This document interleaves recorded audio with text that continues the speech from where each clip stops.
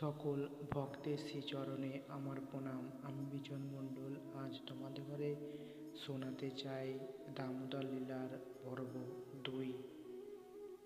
রাগে তার চোখ আর ঠোঁট লাল হয়ে উঠল।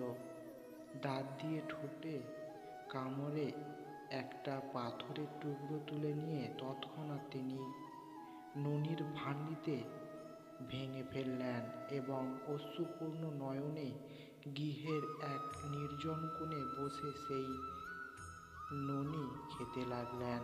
ইতিমধ্যে দুধের পাত্রটি নামিয়ে রেখে মা যশোদা দধিমন্থন স্থানে ফিরে এলেন।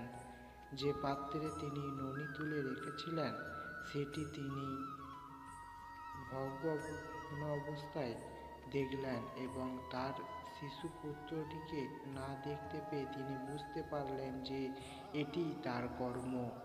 তিনি ইতস্তত ভাবতে লাগলেন, ছেলেটা খুব চালাক, পাত্রটা ভেঙে শাস্তি পাওয়ার ভয়ে এখন থেকে পালিয়ে গেছে।